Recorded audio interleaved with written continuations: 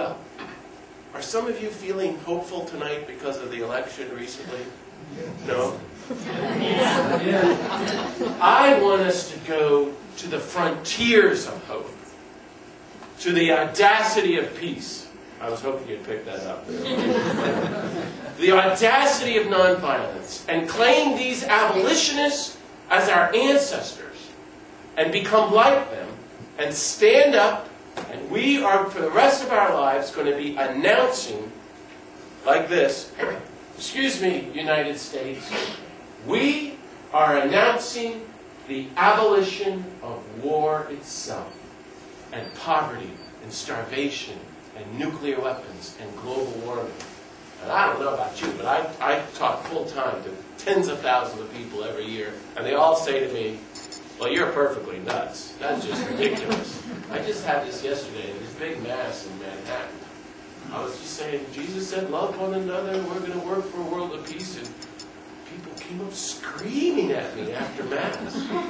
And I'm saying, no. That's our future. Future is a new world of nonviolence. That's what Dr. King said about being at the mountaintop. What do you think of that? Now, come on, I want to hear you say you're going to do that. I hope we can all be people who can lift up this vision of the coming of a new world of peace. So that's what I've been trying to do with my life, and why I wrote this book. I'm just turned 49 years old, and my parents and my brothers are totally appalled that I've written my autobiography. But I'm a Jesuit, and we're a little over the top. And I was trying to reflect on the story of my life in light of this context of this work of peace and nonviolence. And if you haven't done that, I really invite you to do that. It's a great way to reflect on your journey. Think back in your whole life. How has your life, in the context of Gandhi and Dr. King, been a movement from violence to nonviolence? You think about your childhood and your youth, or how you are part of the culture of war and violence, and what made you turn to walk the road to peace? Very great question. And then to think, how is the rest of my life, from this night forward to my last day on earth, going to be a journey deeper into nonviolence, further consciously, mindfully along the road to peace? I'm going to be a peaceful, nonviolent person, and I'm going to work for the coming of that new world of peace and head toward the God of peace and God's reign of peace. It's a great, beautiful way to see life. And so I share this as a gift with you, my story on the journey. And as you heard some of it, I'm 49, but it's a long, sad story. But, I grew up in a Catholic and went to a Jesuit high school, it was a Catholic religious order in Washington, D.C., and was so totally appalled, decided to leave the church and go to a good Methodist school. I went to Duke University in Durham, North Carolina in the late 1970s. But I thought, if you're going to leave the church, why not go all out and not believe in God? Well, that's a good idea. So I'm in this wild, crazy fraternity, and I don't believe in God, and I'm carrying on, and I'm my junior year, my first week, I think it's 1978, I'm looking for an easy A. Now, unlike you holy Lafayette College students, I wasn't interested in this noble stuff. And I heard in the fraternity, if you take this psychology class, and you did volunteer work for the professor on Fridays, you automatically got an A. So I said, sign me up.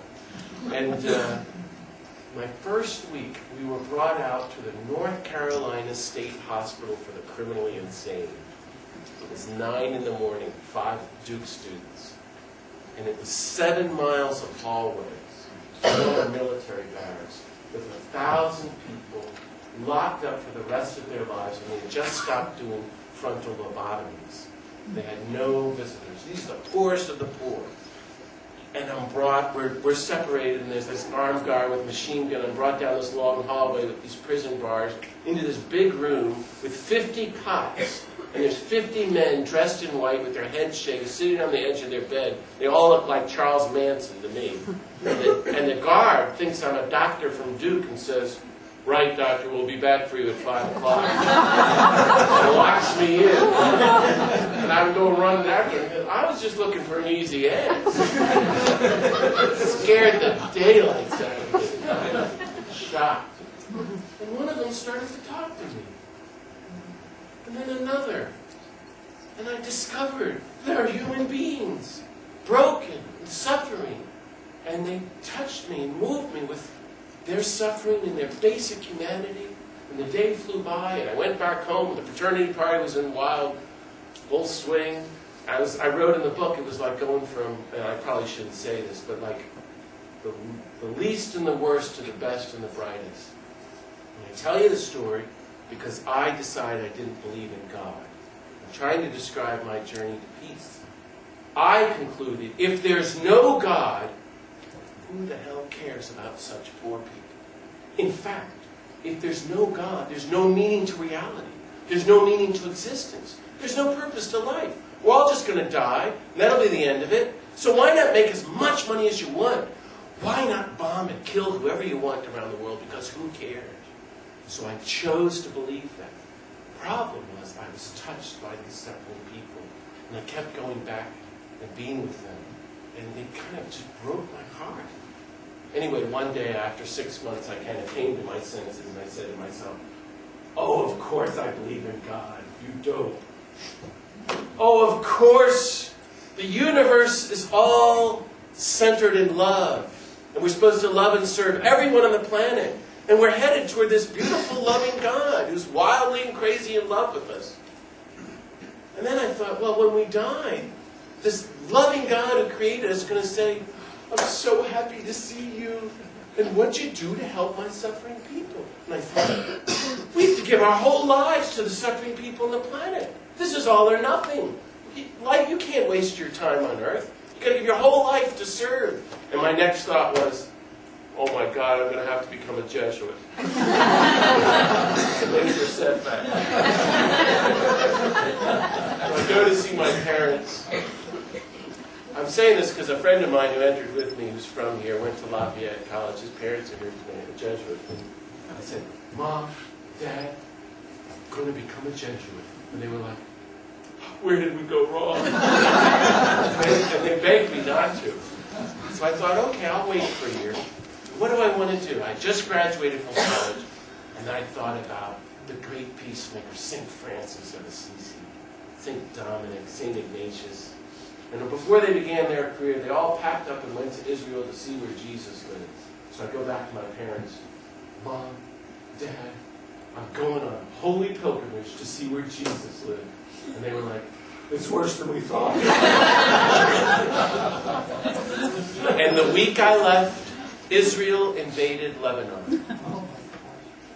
May 1982. And I researched it for my autobiography. I didn't know about this. Maybe some of you remember that.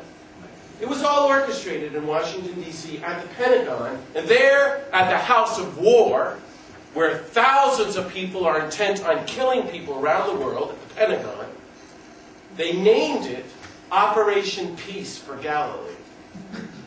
And we killed 60,000 civilians in 3 months. And all the pious pilgrimages and tour groups were canceled. And I was a dopey kid just out of college and was by myself with a little backpack and walked around Jerusalem and went to Bethlehem and Nazareth and then camped out at the Sea of Galilee for a week. And it was just spectacular. And maybe some of you know what happened to me. I wrote about it in the book. But I was reading the Gospels for the first time. And there's a little church on the north shore of the Sea of Galilee. And I walked in on a Wednesday afternoon. There's nobody for miles around.